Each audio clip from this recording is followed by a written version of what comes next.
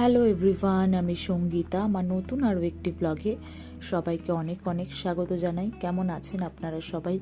আশা করি ভালো আছেন, আর আমিও খুব ভালো আছি। তো আজকে হচ্ছে সোমবার, আর আজকে এখন মোটামুটি বাজে হচ্ছে, আজকে একটু সকাল সকালে উঠেছি, তো এখন মোটামুটি 10টা বাজে। আজকে তাড়াতাড়ি রান্না বসিয়ে দিয়েছি। তো ব্লগটার প্রথম থেকে শেষ অবধি স্কিপ না করেই সঙ্গে থাকবেন। আর আজকে আমি লাঞ্চের জন্য কী কী প্রিপারেশান নিচ্ছি সবটাই দেখতে পারবেন। আশা করি ব্লগটা ভালো লাগবে। তো এখানে তো প্রথমে মাছে নুন হলুদটা মাখিয়ে রেখে দিলাম, আর একটু ডিমের বড়া করব, মাছের ডিমের। তো সেটাকেও নুন হলুদ মাখিয়ে রেখে দিলাম। আর এদিকে মুগ ডালটা ভেজে নিয়ে গাজর দিয়ে প্রেশার কুকারে সিটি দিতে রেখে দিয়েছি। আর এদিকে সয়াবিনও সেদ্ধ করে নিয়েছি, আলু কেটে নিয়েছি, আর এখানে আদা রসুন পেঁয়াজ কেটে পেস্ট করে নিয়েছি আর কি। তো সয়াবিনটা আজকে একদম পাতলা করব। সাধারণত আমি একটু সয়াবিন কষা করি, বেশি ঝোল রাখি না, আর সয়াবিনে কিন্তু ঝোলটা অ্যাবজর্ব করে নেয়। তো যাই হোক, তো আজকে একটু বেশি পাতলা বানাবো, আর একদম অল্প মশলা দিয়ে। তো এখানে কড়াইতে সর্ষের তেল দিয়ে এখানে আলুগুলোকে প্রথমে একটু ভালো লাল করে ভেজে নেব। ওইদিকে আমার ডালটাও সেদ্ধ হয়ে গেছে। এগুলো আগে থেকে করে নিলে তাড়াতাড়ি করে একটু রান্নাটা আর কি হয়ে যায়। তো এখানে তেজপাতা দিয়ে আদা রসুন পেঁয়াজটাকে দিয়ে দিলাম, দিয়ে এটাকে একটুখানি কষিয়ে নেব আর কি, ভেজে নেব আর কি। তারপরে এর মধ্যে এবার বেসিক গুঁড়ো মশলাগুলোকে অ্যাড করে দিচ্ছি, নুন, হলুদ, লঙ্কার গুঁড়ো, টমেটো কেচাপ, আর হচ্ছে একটু সামান্য চিনি দিই যাতে সব কিছু ব্যালেন্স থাকে সেই কারণে। তো সমস্ত মশলাগুলো দিয়ে আলুটা দিয়ে ভালো মতন একটু কষিয়ে নিচ্ছি আলুটার সঙ্গে, যাতে আলুটার ভেতরও মশলাটা চলে যায়, আলুটা আর কি ভালো মতন ভাজা হয়ে যায়। তো এখানে সামান্য একটু জল দিয়ে ভালো মতন কষিয়ে নিয়েছি। এরপর এর মধ্যে সয়াবিনটা দিয়ে দিলাম। এবার এটাকে একটু ভালো করে নাড়াচাড়া করে নিয়ে পরিমাণ মতো জল দিয়ে দেব। তারপরে ফুটে গেলে নামানোর আগে এটাকে গরম মশলা দিয়ে নামিয়ে নেব। তাহলেই একদম সয়াবিনের তরকারিটা রেডি হয়ে যাবে। আর এটা একদম আজকে হালকা পাতলা করে করেছি। অন্যান্য সময় একটু ডিমও দিয়ে দিই, কখনো ডিম দিয়েও করি, স্ক্রাম্বল এগ করে তারপরে ওপর দিয়ে নামানোর আগে দিয়ে দিই, ওটাও বেশ খেতে ভালো লাগে। কিন্তু হচ্ছে এই বাড়িতে তো অর্পণ সয়াবিন পছন্দও করে না, আর অর্পণের দেখা দেখি আমার মেয়েও সেরকম খেতে চায় না, তবুও আমি জোর করে খাওয়াই, আমার জন্যই আর কি, যেটুকু খায় আমার জন্য। তো যাই হোক, এখানে সয়াবিনের তরকারিটাও একদম রেডি হয়ে গেছে, আর ওইদিকে ডালটাও সেদ্ধ হয়ে গেছে। তো এবার আমি ডালটা একটু ফোড়ন দিয়ে নেব। তো কড়াইতে সর্ষের তেল দিয়ে এখানে একটু শুকনো লঙ্কা, সাদা জিরে দিয়ে দিলাম। আর এই ডালটা আজকে আমি একটু থোড় দিয়ে করবো ভেবেছিলাম, সেই যে এনেছিলাম অর্ধেকটা রান্না করেছিলাম আর অর্ধেকটা ফ্রিজে রেখে দিয়েছিলাম। ভাবলাম করবো, এমনিতে তো থোড় মোচা এগুলো খুব একটা খাওয়া হয় না, কিন্তু করতে গিয়ে দেখলাম ভেতরটা পুরো কালো হয়ে গেছে, তো ফেলে দিলাম। তারপরে ভাবলাম একটু তাহলে গাজর দিয়েই করি। তো যাই হোক, এবার ওটা ডালটা হয়ে গেছে, আর এদিকে আমি এবার মাছের ঝোলটা বানিয়ে নেব। আর এখানে আজকে আমি কী করেছি, একটু কড়াইটা তেলটা খুব ভালো মতো গরম হয়নি, মাছটা দিয়ে দিয়েছি, আর ওই জন্য তলা একটু লেগে যাচ্ছিল আর কি। তো এই মাছের ঝোলটা একটু আজকে আগের দিন একটু জিরে দিয়ে করলাম, তো আজকে ভাবলাম একটু সর্ষে দিয়ে করি, বেগুন আলু দিয়ে। তো এই হচ্ছে করা। 4 পিস নিয়েছিলাম, আর 1 পিস ভাজা রাখবো, তো 3 পিসই করব। আর বাবি কিন্তু আগে ইলিশ মাছ খেত না, কাটার জন্য ওকে দিতামও না। সব সময় তো আর খাওয়া হয় না, এই বর্ষার সময়টাই যখন ভালো পাওয়া যায় স্টোরেজ ছাড়া, তখনই বেশিরভাগ খাওয়া হয়, আর বছরে খুব রেয়ারই খাওয়া হয়।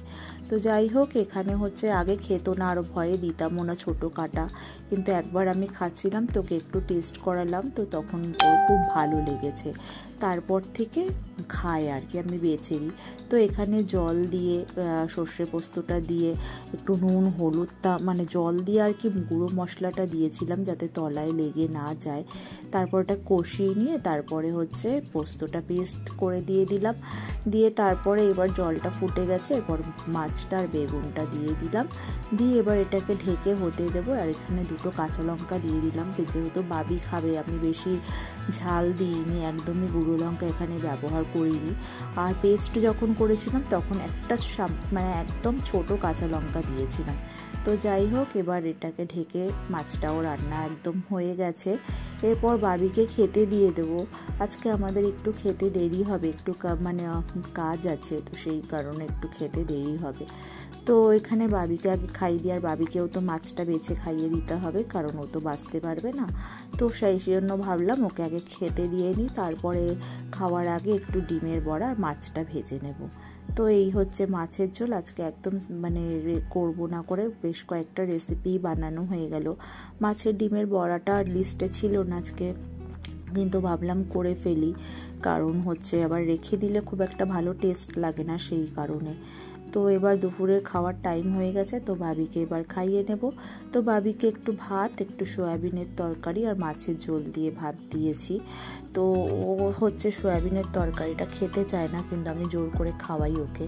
তো যাই হোক, ওর রিয়াকশানটা দেখবেন আজকে কি করতে থাকে ওকে। কিন্তু আমি যখন বলি মাম্মা একটু টেস্ট করো তো কেমন হয়েছে রান্নাটা, কিন্তু আমার কথা এত শোনে আর বেশ টেস্টও করে। যখন বলি ভালোভাবে বললে টেস্ট করে, আবার রেগে গেলে কিন্তু করতে চায় না। বা বাচ্চাদের একটু ভালো মতোই বলতে হয়। ওই যে জিভ দিয়ে যে টেস্ট করলো, হাত দিয়ে এবার দেখছে কেমন হয়েছে খেতে। আগে প্রথমে সয়াবিনটা দেখেছে, রিয়াকশানটা দেখুন, চোখ টোক বড় করে, এটা কি দিয়েছো মাম্মা তুমি, আমার এটা খেতে একদমই ভালো লাগে না। আর আমি বললাম যে না, খেতেই হবে, সব কিছু খেতে হয়। দিয়ে তারপরে আর ওকে না আমি নিজে থেকে খাওয়াই প্র্যাকটিস করিয়েছি। মানে প্রথম মানে বেশ 6 মাস মতো হয়ে গেল নিজে নিজেই খায়। খুব রেয়ার যেও খেতে চায় না, ও একা একাই খেতে পছন্দ করে, আর ওটাই অভ্যেস করিয়েছি। আর এই যে এইদিকে দেখুন বড়দের মতো ঝোলটা হাতের মধ্যে ঘুরিয়ে নিজে নিজে খাচ্ছে। যেহেতু বলেছি মাম্মা আগে ঝোলটা একটু টেস্ট করো তো, ঝাল হয়নি তো, তাই বলছে না না মাম্মা খুব ভালো হয়েছে। আর এদিকে আমি একটু মাছ বেছে ওকে খাইয়ে দিয়েছি, ও বলছে মাম্মা খুব ভালো হয়েছে। এখানে দেখে তো বুঝতেই পারছেন কি বলছে ও, রিয়াকশানটা হাত দিয়েই দেখাচ্ছে যে কেমন হয়েছে। আর কত কথা, ওর যত কথা তত হচ্ছে, খেতে বসলে ওর তত কথা। আর সারা দিন জল খাবে না, খেতে বসে এক করে ভাত খাবে আর একটু করে জল খাবে। যত বলি যে এরকম করে জল খেও না, ও সেই ওর কাজ করে যাবে। তো ওকে খাইয়ে নিয়েছি, এরপর একটু ডিমের বড়া বানাবো। তো এখানে মাছের ডিমটাকে একটু পেঁয়াজ দিয়ে নুন হলুদ দিয়ে একটু মেখে রেখে দিয়েছিলাম, তারপরে সর্ষের তেল দিয়ে একে একে বড়াগুলোকে দিয়ে দিচ্ছি। মানে বড়াগুলো আর কি লাল লাল করে ভেজে তুলে নেব।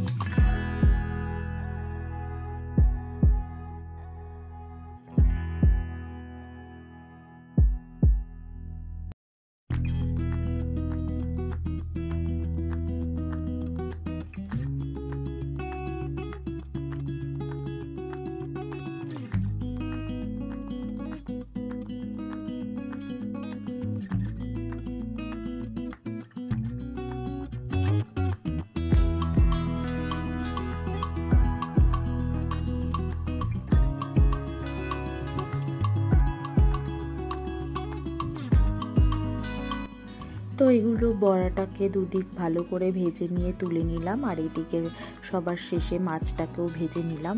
ইলিশ মাছ বা যে কোনো মাছই বলো না কেন, খাওয়ার আগে গরম গরম আমি ভাজি, কারণ ঠান্ডা খেতে একদমই ভালো লাগে না। আর এখানে দুপুরে খাওয়ারটাও একদম পরিবেশন করে দিয়েছি। তো এখানে ভাত, ডিমের বড়া, মাছ ভাজা, মাছের সর্ষে দিয়ে মাছের ঝোল, আর হচ্ছে ডাল, সয়াবিন, সমস্তটা খাবার একদম প্লেটে রেডি করে নিয়েছি। তো চলুন তাহলে খাওয়া যাক। আর এখানেই তাহলে ভিডিওটা শেষ করি। ভিডিওটি কেমন লাগলো অবশ্যই জানাবেন।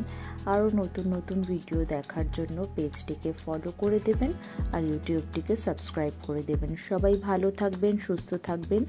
আবার খুব শীঘ্রই দেখা হচ্ছে নতুন একটি ব্লগের সঙ্গে। সবাইকে ততক্ষণের জন্য টাটা।